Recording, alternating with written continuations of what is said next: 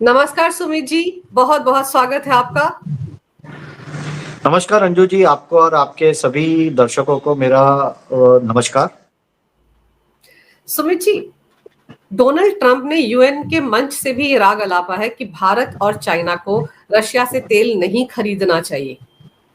यहां तक आरोप लगा दिया है कि ये दोनों तो तेल खरीद कर एक तरह से यूक्रेन वॉर को फंड कर रहे हैं, जबकि हम सब जानते हैं कि खुद अमेरिका भी रशिया से बहुत सारा सामान खरीदता है। तो ये दोगलापन किस लिए, क्यों चाहता है अमेरिका कि भारत और चाइना तेल या गैस ना खरीदे रशिया से? अंजू जी, सबसे पहली बात यह है कि अमेरिका भी अब थकने लगा है। यूक्रेन का वॉर उसको लगा था कि बहुत जल्दी खत्म हो जाएगा, लेकिन रशिया की लड़ने की जो ताकत है वो असीम है। अमेरिका का अनुभव सिर्फ एक तालिबान वॉर वाला था, जिसमें उसको लगा कि अमेरिका रशिया थक जाएगा और अभी ज्यादा जल्दी थक जाएगा और निकल जाएगा यूक्रेन से। लेकिन डोनाल्ड ट्रंप ये भूल रहे हैं कि द्वितीय विश्व युद्ध में रशिया ने अपने कितने दसियों लाखों लोगों को गवाया है, जवानों को गवाया है, घरों को बर्बाद होने दिया है, लेकिन नाजी जर्मनी को जीतने नहीं दिया उसने। तो रशिया जब अपने पे आ जाती है बात, तो वो पीछे हटने वालों में से नहीं है। और ये आज की नहीं है, पिछले 150, 200, 500 साल की हिस्ट्री है। तो अमेरिका अब जानता है कि रशिया थकने वाला नहीं है। अब उसको पैसा ब्लॉक करो, क्योंकि पैसा नहीं होगा तो आप कब तक लड़ पाओगे। और रशिया के पास पैसा कहाँ से आ रहा है? तो पहला उसके पास है ऑयल और दूसरा है नेचुरल गैस। उसने पहले नेचुरल गैस जो यूरोप को बेच रहा था रशिया, वो उसने बंद कराया। जर्मनी का उसके कारण बहुत बड़ा आर्थिक संकट में आ गई है जर्मनी, क्योंकि वो गैस के कारण उसको सस्ते भाव में वहां मैन्युफैक्चरिंग चलता था, वहां की लाइफस्टाइल मैनेज हो रही थी। आज यूरोप को आर्थिक तौर पे बर्बाद अमेरिका ने किया, जस्ट रशिया को रोक हराने के लिए। लेकिन फिर भी रशिया लड़े जा रहा है, लड़े जा रहा है, लड़े जा रहा है। क्यों? क्योंकि वो तेल बेच रहा है चाइना को और भारत को। और ऊपर से जो गैस पहले यूरोप को बेच रहा था, अब वो चाइना को वो गैस बेचने लग गया है।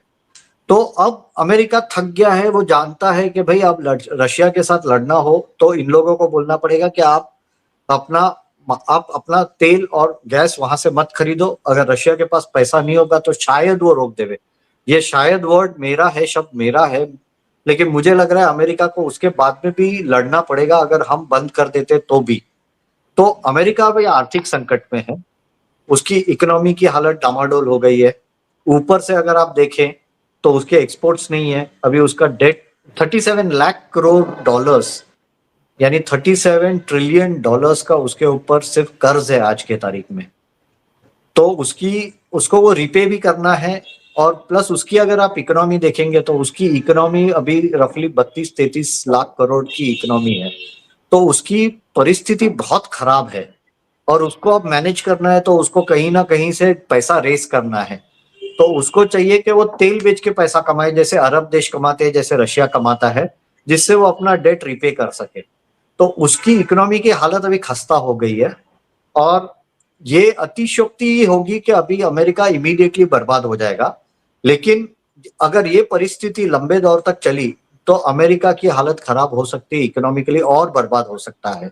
इसलिए ये सब अभी तामझाम कर रहा है कि अमेरिका से रशिया से तेल मत खरीदो। फिर ये टैरिफ्स लगा रहा है। अभी H1B वीजा पे भी $1 लाख का फी लगा दिया है। उसके पहले अमेरिका ने दूसरा ही किया था कि $5 लाख में, $5 मिलियन में, $50 लाख में वो एक ग्रीन कार्ड जैसा स्कीम लेके आया था, गोल्डन कार्ड स्कीम, कि आप अमेरिका में रह सकते हैं। और उसको लगा था कि वहां भी वो 10 लाख, 15 लाख, 20 लाख बेचेगा तो वहां से उसको कुछ लाखों करोड़ों डॉलर आएंगे और वो उससे भी रिपे कर सकेगा। लेकिन कुछ चल नहीं रहा है अभी उसका। तो अभी वो फ्रस्ट्रेशन में डोनाल्ड ट्रंप ऐसी बातें करने लग गया यूनाइटेड नेशंस के प्लेटफॉर्म पे। सुमित जी, क्या ये माना जाए कि जो 37 लाख करोड़ का जो कर्ज है अमेरिका पर, इससे छुटकारा पाने के लिए तमाम तरह की स्कीम्स लेकर आ रहे हैं डोनाल्ड ट्रंप की? टैरिफ लगा दो, सैंक्शन लगा दो, H1B वीजा पर फीस बढ़ा दो। इसमें पॉपुलिज्म भी है। अब क्या हो रहा है कि रफली 72% H1B वीजा भारतीयों को दिया गया है। और भारतीयों का एक है कि हमारे यहाँ स्टेम का एजुकेशन यानी science, technology, engineering and management का एजुकेशन में हम लोग बहुत आगे हैं। चाइना और भारत ये दो ही देश है जो सबसे ज्यादा नंबर्स में स्टेम ग्रेजुएट्स हर साल निकालता है। हम दो ही देश है जिसके पास एक यंग पॉपुलेशन है। अमेरिका ने खुद के यहाँ जो उसकी कॉरपोरेशन ड्रिवन इकोनॉमी है या उसका जो डीप स्टेट है, जो कॉरपोरेशन बेस्ड डीप स्टेट है उसका, उसने एजुकेशन लोगों से दूर कर दिया है। लोग आज वहां पढ़ाई बहुत कम लोग कर पाते हैं। वहां की अगर आप इंजीनियरिंग कॉलेजेस देखें, इंजीनियरिंग कॉलेज में अगर भारत और चाइना के लोग जाना बंद कर दिया तो उसके आधे से ज्यादा सीट्स खाली वेस्ट जाएगी। उसके यहाँ रफली 70 to 75% सीट्स फॉरेन स्टूडेंट्स ले रहे हैं। खुद के देश में उन लोग बना नहीं पा रहे हैं, प्लस वहां के लोग ड्रगी होने लग गए हैं, वोक होने लग गए, काम नहीं कर पा रहे, काम करना नहीं चाहते हैं। तो अमेरिका अभी एक मागा करके जो इसका सपोर्टर ग्रुप है ट्रम्प का, मेक अमेरिका ग्रेट अगेन, वो मागा का एक पॉपुलिज्म, मागा को एक पॉपुलिस्ट झुंझुना देके उनको शांत करने की कोशिश कर रहा है कि भारत में से लोगों को आना बंद कर देंगे, क्योंकि भारत के लोग जाते हैं तो वो कम सैलरी पे काम करते हैं और प्लस ज्यादा मेहनत करने को तैयार है। वहां 12-12 घंटा काम करने वाले सिर्फ भारतीय है और प्लस पगार भी उन लोग अमेरिकन से कम लेते हैं, तो अमेरिकन की नौकरियां तो जा ही रही है। तो वहां एक उसको खुद के ऑडियंस को, खुद के जो वोटर बेस है, जो मागा सपोर्टर्स है, उसको खुश करने के लिए ये अनाउंसमेंट किया है। और $1 लाख अगर किसी कंपनी ने, ये $1 लाख कंपनी ने देने हैं, तो कंपनी अगर उतना वैल्यू नहीं देखेगी तो रिस्क, और ये एप्लीकेशन पे, यानी अगर एप्लीकेशन रिजेक्ट हो गया तो आपका पैसा डूब गया, तो कंपनियां अब एप्लीकेशन कम डालेगी और अमेरिका को इसके कारण आर्थिक तौर पे भी नुकसान होगा, साइंटिफिक तौर पे नुकसान होगा और भारत को इसका फायदा होने वाला है। अमेरिका को नुकसान होगा ये तो दिख रहा है, क्योंकि जितने लोग वहां पर जिन कंपनियों में काम कर रहे हैं, अगर वहां पर वो नहीं जाएंगे तो स्किल्ड लोग कैसे मिलेंगे? जैसे आप स्टेम की बात करें, वो कैसे मिलेंगे? तो ऐसे में तो ये भी हो सकता है कि बहुत सारी कंपनियां कहें कि भाई हम भारत में रहकर ही अपना फैक्ट्री लगा ले, वहीं से आउटसोर्सिंग कर लें, काय को भारतीयों को वहां बुलाएंगे, हम यहीं पे लगा लें। ये भी तो होगा ना? नहीं, यही हो रहा है। रादर मैं आपको कुछ एग्जांपल्स दूंगा। जो फाइनेंशियल मार्केट के दिग्गज लोग आपका चैनल देख रहे हैं उनको तो ये पता ही है, लेकिन मॉर्गन स्टैनली, मेरिल लिंच, इन लोग सब ने भारत में 2004-5 के आसपास उन लोग ने अपने ग्लोबल कैपेसिटी सेंटर्स डाले। अब जीसीसी जिसको बोलते हैं, ग्लोबल कैपेसिटी सेंटर, वो यहाँ बैठ के आप अमेरिका में टेक्नोलॉजी के द्वारा, यानी जो इंटरनेट है और प्लस दूसरे सॉफ्टवेयर है, उससे आप अमेरिका में वॉल स्ट्रीट पे बैठे हुए अपने फंड मैनेजर्स, उनके एनालिस्ट को सपोर्ट कर पाते हैं। तो उन्होंने पूरा रिसर्च का काम जो लंदन में होता था, न्यूयॉर्क में होता था, वो उन्होंने ऑफशोर करके भारत में लेके आए।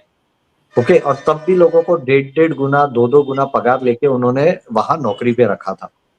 तो तब से हम लोग ने, आज 20-25 साल होने आए हैं, 20 साल तो हो गए हैं कि इस तरह का काम चालू हो गया भारत में। और लोगों ने देखा कि भारत में ऑफिस डालो, इंटरनेट का कनेक्टिविटी है, लोग यहाँ बैठ के न्यूयॉर्क स्टॉक मार्केट को, लंदन स्टॉक मार्केट को कवर कर सकते हैं, रिपोर्ट निकाल सकते हैं, वहां के फंड मैनेजर्स को सपोर्ट दे सकते हैं। उसके बाद में बहुत सारे दूसरे ऑपरेशंस आने लग गए। उनके जो सेंट्रल बैंक्स है उसको जो रिपोर्टिंग करना रहता है वो काम भी इंडिया में आने लगा कि पेपर वर्क यहाँ बनाओ। रिपोर्ट्स जो वहां की, जैसे यूएस फेड को रिपोर्ट देना है, बैंक ऑफ इंग्लैंड को जो रिपोर्ट देना होता है बैंक्स ने, वो इंडिया में बन के जाते हैं और वहां सिर्फ फाइलिंग होता है एक बार चेक करने के बाद। तो इस तरह का बिजनेस बहुत बड़ा हो गया है और इसके अंदर अभी मेरे पास जो डेटा है, अभी तक कुछ नहीं तो $2,000 करोड़ का निवेश हो चुका है भारत में और रफली $65 बिलियन का टर्नओवर किया है ये सब कंपनियों ने मिलके। 65 बिलियन यानी 6,500 करोड़ का उन लोग ने टर्नओवर किया है। अब शेवरन जैसी कंपनी है, वो लोग भी इंडिया में कैपेसिटी सेंटर डाल रही है। ओके, तो इस तरह से बहुत सारी कंपनियां, automotive design, aviation, aerospace, AI, cloud, automation, robotics, उन लोग सब इंडिया में इस तरह से कैपेसिटी सेंटर डाल रहे हैं। उन लोग बोल रहे हैं आपने जो बात कहा वो सही है कि मैं वीजा के लिए अप्लाई करूं, उन लोगों को वहां लेके आऊं। अब आप अमेरिका में जाएंगे तो आपको $5,000-7,000 से कम में आप रह नहीं पाएंगे। भारत में तो आपको उसका आधे पगार पे भी आप एकदम शानो शौकत से राजा बन के रहेंगे। आपको $3,000 यानी 30,000 गुना 8 या 9 यानी 3 लाख रुपए की सैलरी हो जाती है, रफली 2.5-3 लाख रुपए की। तो you are living a very happy life here. तो उनको भी सेविंग हो जाता है, प्लस उनको ये रेगुलेटरी हैसल से भी छुटकारा मिल जाता है। तो ये अभी कहा जा रहा है कि दूसरे 5 साल के अंदर रफली 500 करोड़ से लेके 1500 करोड़ डॉलर का निवेश आने वाला है, just because of Trump's move.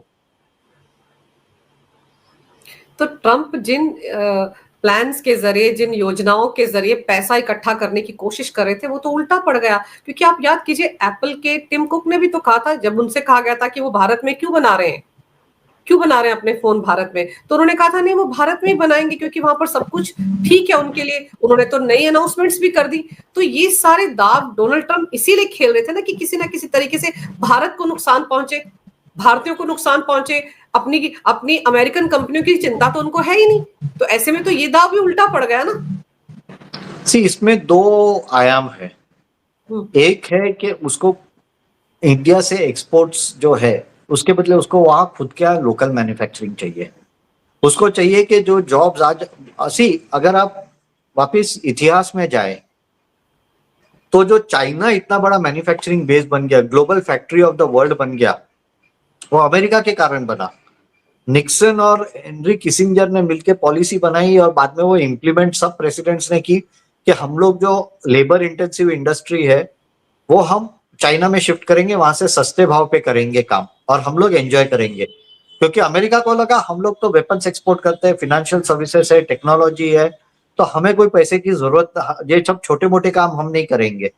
अब उनकी हालत ऐसी हो गई है कि उनका इकोनॉमी जो पहले ग्रो हो रहा था बहुत अच्छे पेस पे, वह जो उसका इकोनॉमी एकदम 2-3% भी नहीं हो रहा है। ओके, उसकी हालत उतनी खराब है, अनएम्प्लॉयमेंट बढ़ गया है उनके देश में। तो उसको अब चाहिए कि मेरे यहाँ मैन्युफैक्चरिंग आए, लोग इंपोर्ट करने के बदले वहां से खरीदे और वहां लोगों को जॉब मिले। तो उसका वो एंगल से अगर हम देखें तो डोनाल्ड ट्रंप का इंटेंशन सही है, लेकिन वो एक चीज नहीं जानता है कि अगर मुझे मैन्युफैक्चरिंग मेरे देश में चाहिए तो मेरे पास वैसे लोग भी होने चाहिए जो उतना मेहनत करने को तैयार हो। आज चाइनीज है, वहां फैक्ट्री में 12-12 घंटा काम करने वाले लोग हैं। अब भारत में भी आप देखिए, महाराष्ट्र में 12 घंटा अलाउ हो गया मैन्युफैक्चरिंग में, कि फैक्ट्रियां 12 घंटा चल सकती है दिन में। तो हमारे यहाँ लोग अवेलेबल है जो उतनी मेहनत करने को, कड़ी मेहनत करने को तैयार है। अमेरिका पे पास है नहीं। दूसरा, वहां जो सैलरी लेवल से उसके बाद में वहां फोन जमेगा ही नहीं। अगर Tim Cook Apple phone America में बनाएगा ना तो उसका भाव डबल हो जाना चाहिए। मैंने नंबर्स का एकदम इंडेप्थ वर्किंग, लेकिन मोटा मोटी बोले तो वहां जो कॉस्ट है सब वो काफी हाई है। भारत में उसको एक्सपोर्ट बेनिफिट मिल रहा है। अब टिम कुक कहाँ है, एप्पल का फैक्ट्री मैन्युफैक्चरिंग है उसका यूपी में है, उत्तर प्रदेश में पीएलआई स्कीम के अंडर में उसने पूरा सेटअप डाला है। थोड़ा चेन्नई में है उसका काम, तमिलनाडु में। तो वहां इकोसिस्टम है, वहां अफोर्डेबिलिटी है। यहाँ लैंड कॉस्ट कम है, अमेरिका में लैंड कॉस्ट ज्यादा रहेगा। यहाँ लेबर कॉस्ट कम है, वहां लेबर कॉस्ट ज्यादा रहेगा। यहाँ उनको कंसेशनल बेनिफिट्स मिल रहे हैं क्योंकि वो प्रोडक्शन लिंक्ड इंसेंटिव स्कीम के ऊपर काम कर रहे हैं कि कितना एक्सपोर्ट ज्यादा करेगा। तो अगर हम देखें तो कॉम्पिटेटिव आज भारत और चाइना अमेरिका से बहुत ज्यादा कॉम्पिटेटिव है मैन्युफैक्चरिंग में। दो India can not match China, China आज भी भारत से बहुत ज्यादा अच्छा कॉम्पिटेटिव है, लेकिन भारत अमेरिका से तो काफी आगे है। तो अमेरिका की मंशा है कि उसका देश का विकास हो। ट्रंप वो एंगल से सही है, लेकिन वो जो एक्सपेक्ट कर रहा है उसके लिए उसके पास बैकग्राउंड में कुछ नहीं है, उसमें उल्टा नुकसान हो रहा है उसके देश का। आज टिम कुक क्यों भारत में बना रहा है? क्योंकि भारत आज सबसे बड़ी मार्केट है।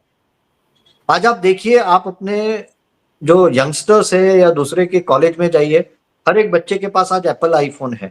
उनके माँ बाप ने इंस्टॉलमेंट पे पैसा देके भी, एकदम जो मिडिल क्लास फैमिलीज है उन लोग ने पैसा लोन पे, वो इंस्टॉलमेंट स्कीम पे पैसा लेके आईफोन खरीदा है। तो आप समझिए कि कितनी बड़ी मार्केट टिम कुक टैप करना चाहता है। अमेरिका का पूरा पॉपुलेशन 35 करोड़ है, भारत का 140 करोड़ है, हम लोग उससे 4 गुना बड़े हैं, हमारी मार्केट उससे बड़ी है। तो टिम कुक भारत को खुश रखेगा या अमेरिका को खुश रखेगा? क्या खुद को खुश रखेगा, अपना कारोबार देखेगा।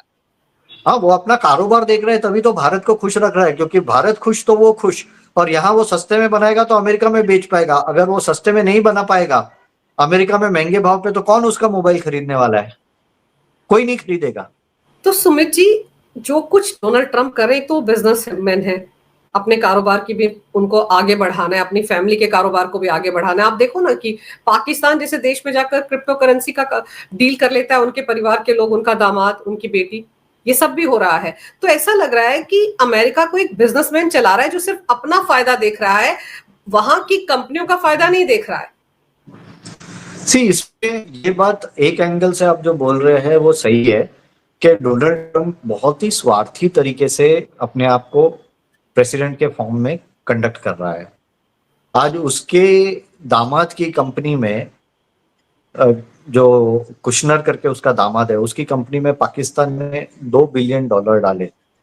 200 करोड़ डॉलर, 200 करोड़ डॉलर। पाकिस्तान आज ऐसी हालत है बेचारा 100 करोड़ डॉलर के लिए भीख मांगते हुए घूम रहा है दुनिया भर में कटोरा लेके, और यहाँ 200 करोड़, तो वो तो रिश्वत दी। टेक्निकली ये डोनाल्ड ट्रंप ऑफिशियली रिश्वत ले रहा है। उसने वही काम उसने अर्जेंटीना में किया। अब अर्जेंटीना में उसने सैंक्शन हटाने की बात करी है, और उसके सामने बाद में पता चला मुझे कि 2 गीगावाट जितना पावर उसकी जो कंपनी है क्रिप्टो की, उसके दामाद की, उसको फ्री में देने का अश्योरेंस दिया है अर्जेंटीनियन गवर्नमेंट ने। उसके बाद में जमीनें दी है उसको खेती के लिए। उसके बाद में उसको अलग से उसके पास से खेती की जमीन पहले कुशनर को दी है, और उसके पास से वीट यानी गेहूं खरीदने का कॉन्ट्रैक्ट भी साइन किया है। यानी गवर्नमेंट पहले जमीन देगी कुशनर को, दामाद को, ट्रंप के, और उसके बाद में उसके पास से गेहूं खरीदेंगे महंगे भाव का। पहले जमीन सस्ते में दो और बाद में महंगे भाव का गेहूं दो। तो ये तो अपने विदेशी वादराजी जैसे सिचुएशन आ गई है अमेरिका में। तो ये तो रिश्वतखोरी चल रही है वहां, ओपन रिश्वतखोरी चल रही है अमेरिका में। मुझे तो एक भारतीय बता रहा था कि यार ये सब तकलीफ क्यों उठा रहे हो, 400-500 करोड़ डॉलर आप ट्रंप के दामाद को दे दो इन्वेस्टमेंट के नाम पे, अपना सब प्रॉब्लम सॉल्व हो जाएगा। ट्रंप तो वैसे भी पैसे के लिए बिक रहा है। ये स्टेटमेंट आ रहे हैं अब इंडिया में, और ये अच्छे अच्छे लोग यानी IIT IIM से काम कर निकल के बाद में अच्छी जगह पे जॉब करने वाले लोग ऐसी बातें करने लग गए हैं कि ट्रंप को 500-600 करोड़ डॉलर की रिश्वत दे दो। यानी सोचे कि शाख कितनी खत्म हो गई है अमेरिका की और ट्रंप की, दोनों की। और दूसरा, भारत से क्या इस बात को लेकर भी चिढ़ा हुआ है डोनाल्ड ट्रंप की अपनी इकोनॉमी तो उनकी गर्त में जा रही है और भारत तेजी से तरक्की पे रास्ते पर है, अर्थव्यवस्था चौथे नंबर पर है हमारी, बहुत जल्द तीसरे नंबर पर पहुंच जाएंगे हम। वो जितना डेंट हमको मारने की कोशिश कर रहा है, हमारे प्रधानमंत्री उतना कहते हैं कि आत्मनिर्भर बनो, घर में बना हुआ सामान खरीदो, स्वदेशी सामान खरीदो। ये अंजू जी आपने बहुत अच्छा सवाल पूछा है। रादर मैं कहीं भी पब्लिक डिस्कोर्स में, फिर वो बड़े में बड़े चैनल से लेके छोटे में छोटा यूट्यूबर, कोई भी ये वाला सवाल पे बात ही नहीं कर रहा है। आपने बहुत अच्छा सवाल पूछा, आपको इसके लिए बहुत बहुत साधुवाद। आप एक देखिए, जब भी वेस्ट तकलीफ में आया है, उन्होंने ईस्ट को और अफ्रीका को यानी एशिया को और अफ्रीका को लूट के खुद के यहाँ वेल्थ बनाया है। ब्रिटेन ने कैसे पैसा बनाया? ब्रिटेन ने यहां से रफली 40 ट्रिलियन यानी 40 लाख करोड़ पाउंड की लूट मचाई है, तब आज लंदन इतना बड़ा हुआ है। अफ्रीका से इतनी लूट मचाई है, फ्रांस ने लूट की है, बेल्जियम ने लूट की है, जर्मनी ने लूट की है, पोर्टुगल ने लूट किया है, ब्रिटेन ने ऑफकोर्स अफ्रीका में भी लूट किया। चाइना के साथ तो ब्रिटेन ने जो किया वो बोल नहीं सकते, उतना गंदा काम किया उसने कि ओपियम का नशा चढ़ा के खुद का धंधा चला के खुद के देश में पैसा बनाया है। तो उन लोगों को हमेशा, भारत को उन लोग अपना उपनिवेश करके ही देखते रहते हैं कि जब खुद के यहाँ तकलीफ हो तो भारत को डुबाओ, अफ्रीका को डुबाओ, चाइना को डुबाने की कोशिश करो। चाइना बहुत स्ट्रांग हो गया, आंख में आंख मिला के देख रहे हैं तो बेचारे कुछ नहीं बोल पा रहे हैं, सहम के बैठ गए हैं। लेकिन भारत को उन लोग मैनिपुलेट करना चाहते हैं क्योंकि अब उनके यहाँ मार्केट नहीं बची है, क्योंकि उनकी इकोनॉमी बर्बाद होने आई है। अब उनको भारत की मार्केट चाहिए। उनको चाहिए कि हम लोग उनके वो जो केलॉग्स के कॉर्नफ्लेक्स खाएं, हमारा आलू पराठा और रोटी और सब्जी और उपमा और पोहा ना खाएं या इडली ना खाएं। उनको चाहिए कि उनका जो मीट खिला के, मांस खिला के, जो गायों को मांस खिलाते हैं और उससे जो दूध निकले वो दूध बेच के उन लोग पैसा कमाए, और अपने यहाँ जो अपनी देसी गाय है उसका दूध हम लोग ना पिए। उसके बाद में उसको चाहिए कि वहां का जो GMO कॉर्न है वो हम लोग खाएं, और हमारे यहाँ उसका GMO कॉर्न बिके, जिससे हमारी जमीन फर्टाइल ना रहे, उपजाऊ ना रहे, और बाद में उन लोग केमिकल्स और फर्टिलाइजर्स बेच बेच के भी पैसा कमाए।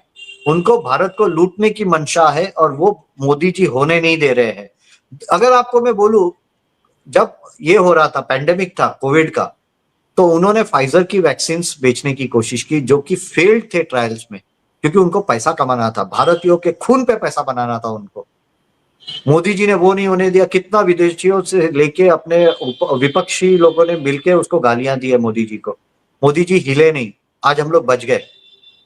अब वो ही उन लोग करना चाहते कि भारत को लूटे आर्थिक तौर पे और खुद का देश को वापस सद्धर बनाए, सुदृढ़ बनाए।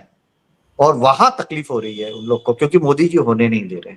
और फिर जो आत्मनिर्भर बनने की तरफ हम लोग आगे बढ़ रहे हैं और बार बार पीएम मोदी कह रहे हैं कि स्वदेशी सामान खरीदो, वो भी तो झटका है ना उनके लिए, क्योंकि हमारे यहाँ तो सब कुछ बनता है, लोकल फॉर वोकल जो हमारे पीएम कह रहे हैं। तो फिर भाई अपना सामान खरीदो ना, दिवाली त्योहार जो हमारी नवरात्र चल रही है, सब कुछ हमारे यहाँ बनता है, उसको खरीदो। क्या जरूरत है कि हम वो जो लाइट की लड़ियां खरीदते हैं, हमें चाइना की खरीदें या बाहर से बनी खरीदें, हमारे देश में दिए हैं, हमारे देश में भी लड़ियां बनते हैं, वो खरीदें। तो जब ये सब हो रहा है तो ये भी तो तकलीफ दे रहा होगा ना डोनाल्ड ट्रंप को। डोनाल्ड ट्रंप से ज्यादा तकलीफ चाइना को हुई है। डोनाल्ड ट्रंप को तो पता है, क्योंकि डोनाल्ड ट्रंप जो भी बनाएगा वो सस्ते भाव में नहीं बिकेगा भारत में, वो महंगे भाव पे ही बेचना चाहेगा, वो लूटना चाहेगा। डोनाल्ड ट्रंप ओपन लूट मचाना चाहता है। जो पूरा वेस्ट है, ब्रिटेन पकड़ो, अमेरिका पकड़ो, वो लोग सब ओपन लूट करने में मानते हैं। तो उन लोगों को तो अपना महंगा माल यहाँ बेचने की परमिशन चाहिए, और यहाँ महंगा माल हम थोड़ी ना ले पाएंगे। अमेरिका का माल लेने के बदले हम लोगों को लोकल चीजें हम लोग ज्यादा परवड़ेगी। इसलिए तो फोर्ड को भी अपनी फैक्ट्री बंद करनी पड़ी थी। क्यों अमेरिका में मैन्युफैक्चरिंग नहीं कर रहा है टिम कुक एप्पल का? क्योंकि वहां महंगा हो जाएगा। तो उसको चाहिए कि हम लोग वो जो रिस्ट्रिक्शंस है वो हम लोग उठा देवे। जो ड्यूटीज है, जैसे अब ट्रंप ने बोला कि मिनिमम 50% ड्यूटी है भारत अमेरिकन गुड्स पे इंडिया में लग रही है। अब वो बोलता है कि वो निकाल दो, जिससे हमारा माल रिलेटिवली सस्ता हो जाए और तुम्हारे मार्केट के लिए अफोर्डेबल हो जाए। लेकिन उसको ये नहीं पता है कि उसके बाद में भी उसका माल इंडियन मार्केट के लिए अनअफोर्डेबल ही रहेगा। तो वो गलत एंगल से सोच रहा है, और उसको लग रहा है कि वो प्रेशर टैक्टिक्स यूज करके वो भारत को दबा लेगा। जैसे बार बार ये यूक्रेन वॉर की बात आती है, भारत पर ठीकरा फोड़ दिया जा रहा है, या चाइना का जैसे हम बात भी कर रहे हैं। लेकिन आपको लगता है कि जो अमेरिका की वेपन इंडस्ट्री है, जहां पर हथियार बनते हैं, वो इंडस्ट्री डोनाल्ड ट्रंप पर प्रेशर नहीं डाल रही होगी कि तुम कोई भी वार मत खत्म करो, बल्कि वेनेजुएला के साथ भी भिड़ जाओ? क्योंकि डोनाल्ड ट्रंप ये जो नेटो कंट्री से कहते हैं कि तुम अपना डिफेंस बजट बढ़ाओ, अमेरिका से हथियार खरीदो और दे दो यूक्रेन को। अगर डोनाल्ड ट्रंप सच में वॉर रोकना चाहते हैं तो उनको सबसे पहले यूक्रेन को हथियार देना बंद करना चाहिए। इसमें क्या है मालूम है, डोनाल्ड ट्रंप अकेला इन्वॉल्व नहीं है इसमें। उसकी पार्टी के सभी विधायक जो है, या जो सांसद बोलते हैं वहां, जो सेनेटर्स और कांग्रेसमैन बोलते हैं, या फिर कई स्टेट्स के गवर्नर्स, फिर वो डेमोक्रेट्स हो या रिपब्लिकन हो, वो लोग सब ने वेपन इंडस्ट्री में पैसा लगाया है। आज जितनी भी वेपन कंपनीज है उसमें पैसा पॉलिटिशियंस का लगा हुआ है। आज अगर माल नहीं बिका तो उनकी कंपनियों के शेयर के भाव टूट जाएंगे। ये बहुत ही तामसिक अर्थतंत्र है उनका, कि जहां उनको दूसरे देशों में खून खराबा करके, युद्ध करा के, बर्बाद करके खुद का घर भरना होता है। तो ये अमेरिका का, इसमें डोनाल्ड ट्रंप अकेला नहीं है, उसके साथ में अपोजिशन वाले भी मिले हैं। उसके देश के अपोजिशन वाले बाकी सब चीजों में रोज 4 गालियां देंगे डोनाल्ड ट्रंप को, लेकिन इस पे बोलेंगे नहीं नहीं बहुत अच्छा काम कर रहा है, हमारे शेयर के भाव बढ़ रहे हैं, हमारा भी धंधा चल रहा है, बहुत अच्छा है करके सब खुश है इसमें। सुमित जी, डोनाल्ड ट्रंप की मजबूरी तो ये भी है ना कि उनको तो फंड भी इन्हीं लोगों से चाहिए। ये जितने भी वहां पर कारोबारी हैं, बिजनेसमैन हैं, कॉर्पोरेटर हैं, इन्हीं से पैसा चाहिए ना। तो इन्हीं के इशारे पर उनको नाचना पड़ रहा है, और खुद भी वो बिजनेसमैन है। तो फिर वो कैसे किसी वॉर को रुकवाने की बात कर सकते हैं? अगर वो अकेले डिसीजन लेना भी चाहे तो भी नहीं ले सकते। इसीलिए इस तरह की उठपटांग बिना सिर पैर की बातें करते हैं, सुबह कुछ और बोलते हैं, शाम को कुछ और बोलते हैं। इसमें अगर वहां का हम डीप स्टेट का इवेल्युएशन करें तो डीप स्टेट में defence, big pharma, big tech और वॉल स्ट्रीट, ये 4 मेजर सेक्टर्स है जो डीप स्टेट के साथ इन्वॉल्व है। उन लोग ही दोनों पार्टियों को सपोर्ट करते हैं। और डोनाल्ड ट्रंप अगर इसको अलाउ नहीं करेगा तो उन लोग डोनाल्ड ट्रंप को गिरा के दूसरे को लेके आएंगे। डोनाल्ड ट्रंप के पार्टी में लोग रहेंगे जो डोनाल्ड ट्रंप को गिराने में उसको मदद करेंगे। तो डोनाल्ड ट्रंप की तो मजबूरी है आज के तारीख में उन लोगों को उनका पॉलिटिकल सिस्टम चलाने के लिए युद्ध को सपोर्ट करना पड़ेगा। और अगर आप देखेंगे तो दूसरे विश्व युद्ध के बाद क्या हुआ है, दूसरे विश्व युद्ध के बाद अमेरिका ने पैसा सिर्फ वेपन्स बेच के ही तो ज्यादा कमाया है। ईरान और इराक को लड़ाया, कोल्ड वॉर में रशिया के अगेंस्ट में जो सोवियत संघ था, सोवियत संघ के अगेंस्ट में जो देश थे वहां बहुत जगह पे डिक्टेटर्स बिठाए, वहां उन लोग ने युद्ध लड़ा के काम किया। ओके, तो उन्होंने यही काम किया सब जगह। वेपन इंडस्ट्री के लिए पूरा उन लोग ने अपने देश को बर्बाद कर दिया। कितने 2001 से लेके 2023 तक 24 तक उन लोग ने क्या किया? उन्होंने अफगान वॉर 20 साल की अफगान वॉर लड़ी है, 20 साल से ज्यादा। आप सोचिए उसमें ही 9 लाख करोड़ डॉलर उसके डूब गए अमेरिका के। और पैसा किसने बनाया? वेपन कंपनी ने बनाया, प्राइवेट मिलिट्री कॉन्ट्रैक्टर्स ने बनाया और पाकिस्तान के जनरलों ने बनाया पैसा। तो इन लोगों का धंधा ही ये है, उसके अंदर देश बर्बाद हो जाए तो उनको चलेगा, उनको देश के लिए भी प्यार नहीं है।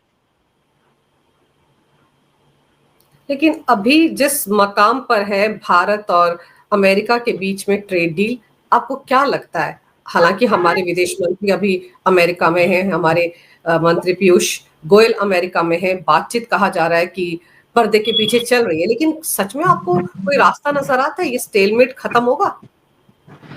ये स्टेलमेट बहुत जल्दी खत्म नहीं हो सकेगा क्योंकि अमेरिका की खुद की फाइनेंशियल और इकोनॉमिक मजबूरियां हैं, पॉलिटिकल मजबूरियां हैं, भारत की पॉलिटिकल मजबूरियां हैं, भारत की इकोनॉमिक मजबूरियां हैं, प्लस कहीं कहीं अमेरिका के पास ऐसे ऐसे सीक्रेट हथियार है जो वो यूज करके भारत में डिस्टेबलाइजेशन करा सकता है। अब मैं इसके बारे में ज्यादा बात नहीं करना चाहूंगा, लेकिन आप और आपके दर्शक काफी समझदार है। आप जानते हैं नेपाल में क्या हुआ है, आप जानते हैं बांग्लादेश में क्या हुआ है, और अलग इवन यूक्रेन में क्या हुआ था पहले। तो इस तरह का करके अगर मोदी गवर्नमेंट को बहुत ही कॉशियसली इसके अंदर चलना है। प्लस दूसरा आप देखेंगे तो अमेरिका ही एक ऐसा देश है जिसके साथ हमारा ट्रेड सरप्लस है। जितना हमारा चाइना के साथ डेफिसिट चल रहा है उससे ज्यादा हमारा ट्रेड सरप्लस है अमेरिका के साथ। उसके कारण अपनी इकोनॉमी पॉजिटिव में है। अपना पूरा सॉफ्टवेयर इंडस्ट्री रफली पकड़े तो हम लोग का सिग्निफिकेंट मेजोरिटी अपना सॉफ्टवेयर रफली $400 बिलियन यानी रफली 40,000 करोड़ डॉलर की इंडस्ट्री है। वो पूरी नहीं तो मेजोरिटी 30,000 करोड़ डॉलर के ऊपर की इंडस्ट्री तो अमेरिका के कारण डिपेंडेंट है। तो इतना आसान नहीं है हम लोगों को कि अमेरिका को इस तरह से हम इग्नोर करके बुलडोज करके आगे बढ़े। और अमेरिका जानता है कि ये सब उसके हाथ में ट्रिगर पॉइंट्स है, इसलिए वो भारत को दबा सकता है। इसलिए हम लोगों को बहुत ही केयरफुली नेगोशिएट करना पड़ रहा है उसके साथ। लेकिन ये भी तो सच है ना कि पीएम मोदी ने पिछले दिनों ऑपरेशन सिंदूर के बाद ही जितने देशों के दौरे उन्होंने किए, हर जगह भारत अपने लिए मार्केट तलाश रहा है। बायलैटरल ट्रेड डील्स हो रही हैं, ईयू के साथ भी हो रही है। आप देखो ना, कितने सारे कंट्री जो ब्रिक्स में आना चाहते हैं भारत की वजह से, सबको भारत पर ज्यादा भरोसा है। आप ब्राजील के प्रेसिडेंट की वो बात याद रख कीजिए जब उन्होंने कहा था मुझको बात करनी होगी तो मैं ट्रंप से बात नहीं करूंगा, पीएम मोदी से बात करूंगा। चाइना जिसके साथ हमारा बॉर्डर डिस्प्यूट रहता है, वहां पर भी तो देखो ना ट्रेड डील हो रही है। अब इसके अंदर अंजू जी दो चीजें है। ब्राजील कुछ भी बातें करते हैं, हमारी तारीफ करे वो एक बात है, 40,000 करोड़ डॉलर नकद गिन के लेके आना अलग बात होता है। आज ब्राजील हमें उतना बड़ा बिजनेस नहीं दे सकता। आज के तारीख में हम चाइना को नेट लॉस में काम कर रहे हैं। हम लोग, China is a surplus and we are a deficit country. Okay, तो चाइना तो प्यार से करेगा, वो तो एक बार बोलेगा कल बॉर्डर डिस्प्यूट दूसरा 10 साल के बाद देख लेंगे, अभी तो धंधा करके पैसा कमा लेते हैं। और हम लोगों का चाइना में एक्सपोर्ट्स नहीं बढ़ा है, चाइना का एक्सपोर्ट्स इंडिया में बढ़ा है। मैं आज ही वॉल स्ट्रीट जर्नल पढ़ रहा था, उसके अंदर चार्ट्स थे। अपना लास्ट 5 साल में इंपोर्ट्स चाइना से डबल हो गए हैं। तो चाइना को फायदा है, हमें फायदा नहीं हो रहा है चाइना से। और अमेरिका ही एक देश है जिसके साथ हमें फायदा हो रहा है। आज हम लोग ने यूएई के साथ ट्रेड डील की है, ब्रिटेन के साथ एफटीए किया है, फिर हम लोग ब्राजील के साथ बात कर रहे हैं, ऑस्ट्रेलिया के साथ हमने एफटीए साइन किया है। लेकिन उसके साथ जो हम लोग रूपी टर्म्स में या इवन डॉलर टर्म्स में जो बिजनेस कर रहे हैं वो काफी छोटा है। आज हम लोग, अगर मैं एक सिर्फ टेक्सटाइल्स एंड गारमेंट्स की बिजनेस की बात करूं, तो हम लोग अमेरिका में रफली 1,000 करोड़ डॉलर का काम कर रहे हैं।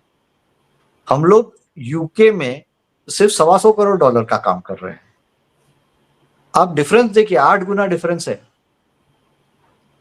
अभी कॉन्फ्रेंस हुई थी, एक इंडियन ट्रेड काउंसिल की मीटिंग थी, कोई तो भी एक एसोसिएशन की लंदन में, कि कैसे हम अपना बिजनेस बढ़ा सके। तो उनका टारगेट क्या है कि अगले 5 साल में 2 गुना करना है उनको बिजनेस, यानी उसके बाद में भी हम लोग अमेरिका से 1/4 ही रहेगा, अमेरिकन मार्केट 4 गुना बड़ा होगा। तो हम लोग इस तरह से अमेरिका को इग्नोर भी नहीं कर सकते, इसलिए पीयूष गोयल जैसे इंटेलिजेंट बंदे को इतनी मेहनत करनी पड़ रही है।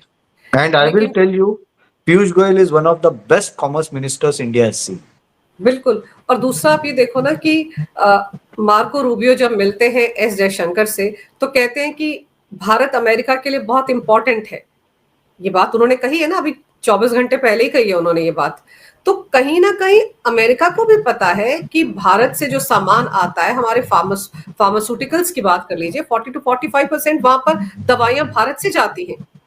तो नुकसान तो अमेरिका को भी होगा, क्योंकि वो वहां कुछ बनाते तो है नहीं, सब कुछ तो बाहर से आता है, भारत से सबसे ज्यादा जाता है। जितनी जेनरिक मेडिसिन है वो भारत से जाती है।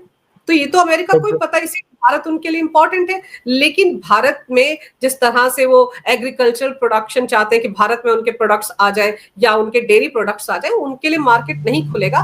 तो मुझे लग रहा है कि आप सही कह रहे हैं कि पीयूष गोयल कोई ना कोई बीच का रास्ता निकालने की कोशिश कर रहे हैं। लेकिन भारत के रुख ने अमेरिका को इतना बता दिया है कि सच में PM Modi is a hard negotiator, ये डोनाल्ड ट्रंप ही कहते थे। तो अब उनको पता चल गया होगा सही मायने में कि कैसे उनके साथ नेगोशिएट करना है। और जो 25% टैरिफ भी है वो भी 10 से 15% आ सकता है, लेकिन ये कब होगा, सबकी नजरें इसी पर लगी हुई हैं। लेकिन आपने अमेरिका के हालात को लेकर, वहां की इकोनॉमी को लेकर जो विस्तार से जानकारी मेरे दर्शकों को दी है सुमित जी, मेरे लिए समय निकाला है, इसके लिए आपका बहुत बहुत धन्यवाद। नमस्कार। भारत माता की जय हो। वंदे मातरम। जय श्री राम। जय श्री राम। भारत माता की जय।